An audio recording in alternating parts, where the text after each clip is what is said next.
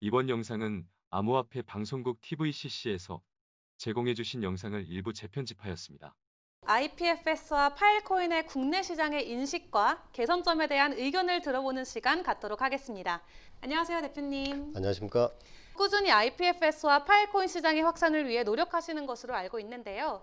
최근에는 이런 큰 일들을 어떻게 진행하고 계시는지, 또 투자자는 어떤 내용을 알아야 하는지 대표님의 의견 부탁드립니다. IPFS 메인넷이 출시된 지 2개월이 조금 더 넘었습니다. 네. 지금 전 세계는 그동안 기다려왔던 만큼 큰 기대를 가지고 파일코인 보상에 대해서 관심을 보이고 있습니다. 그런데 아직 이 프로젝트가 완전히 가동된 상태가 아닌데도 불구하고 네. 너무 오랫동안 장기간 기다리던 많은 분들께서 한 가지 상황을 제대로 이해하지 못하고 계신 부분이 있습니다. 바로 메인넷인데요. 이 메인넷이라는 것은 로켓이 단지 출발했다고 보시면 됩니다. 네. 그래서 미국 프로토콜 랩스에서도 이 메인넷을 설명을 할 때 리프트 오프라고 했죠. 리프트 오프는 바로 출발만을 말씀드리는 겁니다. 생태계가 안정되어 파일코인 수익이 늘어나는 것은 이 로켓이 대기권에 안착하고 네. 인공위성으로서 제대로 임무를 시작하는 것으로 표현할 수 있습니다.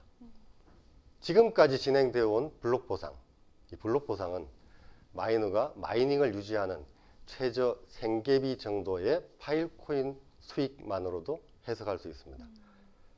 지금 현실은 수수료가 워낙 고점에 잡혀 있어 최저 생계비도 못 미치는 마이너스 구조라고 보시면 됩니다. 네. 섹트 봉인 시에 과도한 가스 비용 소모, 여기서 가스 비용은 일종의 수수료라고 보시면 됩니다. 네.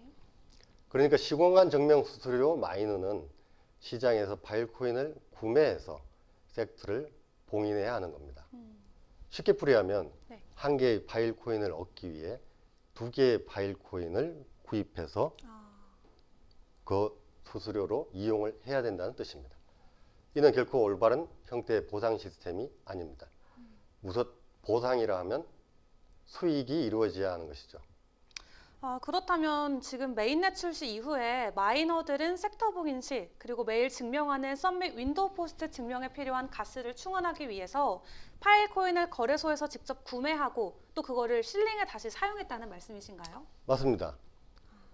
구매하거나 블록받은 보상 파일코인 중 사용 가능한 파일코인을 다시 마이너 계정으로 전송해서 섹터 봉인을 해왔습니다. 어떻게 이런 일이 발생했는지를 한번 분석해 본 결과 메인넷 전 지난 테스트 과정을 살펴보면 내용은 이렇습니다.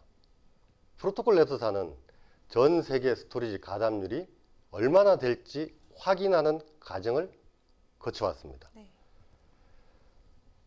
이 때문에 이 과정에서 데이터가 없으므로 봇을 이용해 정크 파일을 담은 무작위 섹트만을 봉인을 해왔었는데 바로 이 부분에서 프로토콜 랩스는 전 세계 스토리지 양을 측정할 수 있었습니다.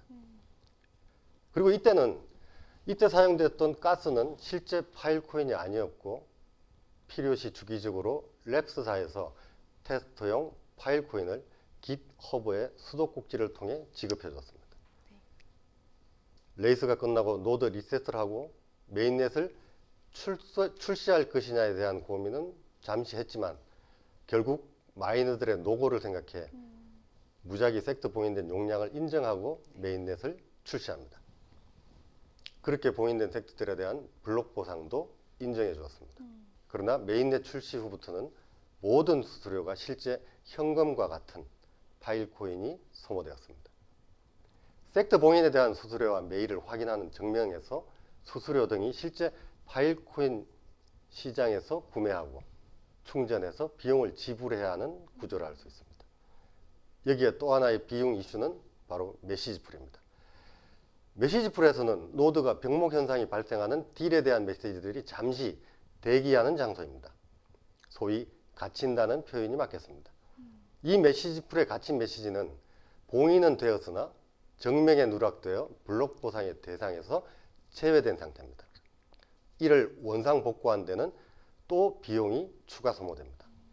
일반적인 비용으로 순서를 기다리느냐, 많은 비용을 소모해 신속히 탈출하느냐는 마이너가 선택할 과제죠. 현재 진행되고 있는 1.4.0 패치 이전에는 전체 노드의 블록 보상량과 소비한 가스비를 비교하면 95% 정도의 마이너스를 기록했고, 가스비 이슈가 이후에 팽배해지자 1.4.0 패치 이후 매일 전체 증명하는 비용을 무상화시켰습니다. 그 결과 전체 노드 보상량과 가스 수수료 비율은 대폭 줄었지만 그래도 50%라는 마이너스 구조는 남아 있습니다. 그렇다면 이 마이너의 입장에서는 높은 가스 비용 때문에 계속해서 섹터 봉인을 하는 행위가 아무런 이득 창출이 안 되는 것 같아요. 근데 계속 이런 행위가 반복되는 이유는 무엇일까요? 최초 블록 보상에 대한 기대로 파워풀한 섹터 봉인을 중국 거대 시장이 선점해서 선두로 진행해왔죠. 한국 시장은 중국보다 2년가량 늦었지만 네. 그래도 중국의 형태를 많이 벤치마킹해왔고, 이에 따라 막대한 비용을 사용해서 진행해왔습니다. 첫 번째 이유는 채굴 파워라는 타이틀로 투자 심리의 자극 효과를 기대했을 겁니다. 섹터 봉인량의 순서가 순위로 둔갑게 뺐기 때문이죠. 두 번째는 블록 보상량입니다.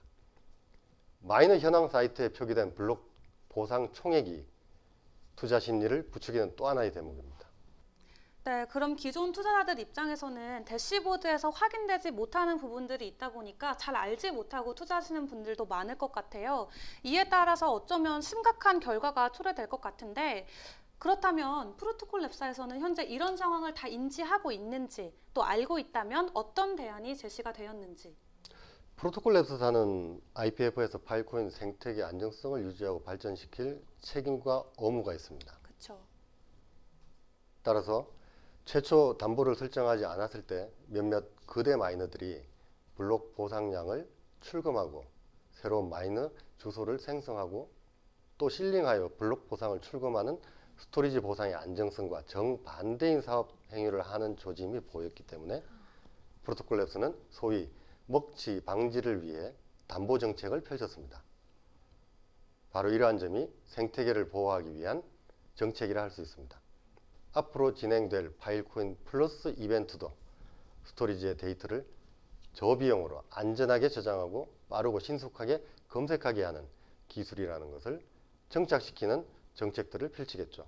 네, 그렇게 되면은 기존 마이너들의 반발이 아주 거셀 것 같은데요. SNS나 파일코인 공식 슬랙을 통해서 소식을 접하다 보면 중국 거대 마이너들의 반발이 심심찮게 제기되고 있습니다.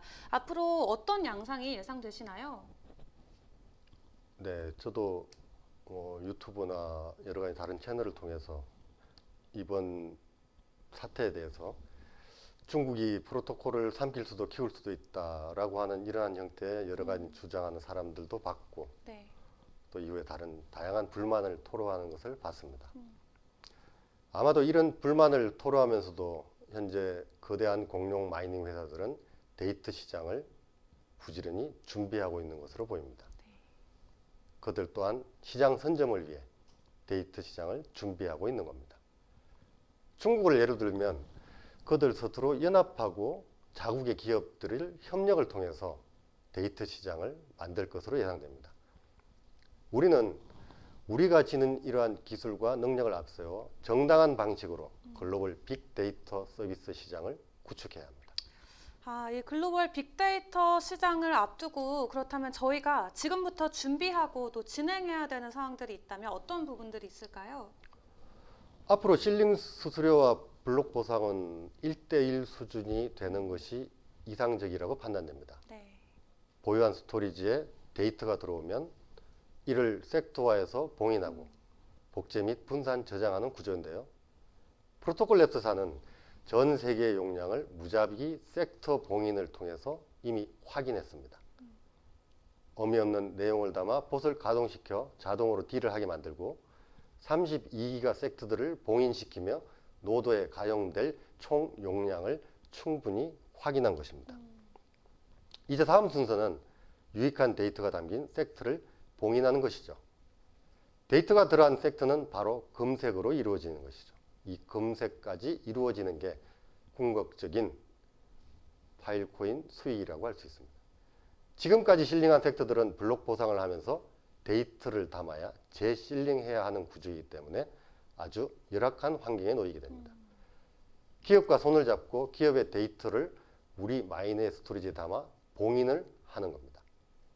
데이터가 담긴 섹터는 봉인이 되어 분산, 저장될 것이고 이 섹터는 블록 보상과 스토리지 사용 비용을 받게 되고 유저의 필요에 의해 검색이 되는 그런 구조가 바로 IPFS 노드를 사용하는 파일코인 보상의 전모입니다. 네, 블록 보상과 관련해서 뭐 실링, 섹터 실링, 높은 가스비 등등 중요한 말씀 많이 해주셨는데요. 그럼 마지막으로 기존 파일코인에 관심을 가지시는 분들과 또 투자자분들께 전하고 싶은 말씀이 있다면 한 말씀만 부탁드리겠습니다. 지금 이 순간에는 단순히 기다리는 것만이 능사는 아닙니다. 비록 메인넷은 출발하고 기술은 이루어진다고 보고 있지만 시장의 흐름과 기술의 본질, 그 취지를 정확히 분석하고 이에 대응하는 모든 구성을 테스트하고 개선해가며 신생아와 같은 새로운 이 기술을 바르게 받아들이는 자세로 임해야 할 것입니다. 네, 좋은 말씀 너무 감사합니다. 일선에서 IPFS 프로토콜의 확산과 정착에 힘쓰시고 또 효율적인 파일코인 보상을 보다 심도 깊게 연구하시는 모습 너무 보기 좋은데요. 오늘 좋은 정보와 의견 전해주셔서 감사드리고요. 이후에도 또 시간 내어주셔서 시청자들이 궁금한 사항들 시원하게 사이다처럼 풀어주시면 감사하겠습니다. 오늘 인터뷰는 여기서 마치겠습니다. 새해에도 행복한 일들로 가득하시길 바라며 저희는 이만 인사드리겠습니다. 감사합니다.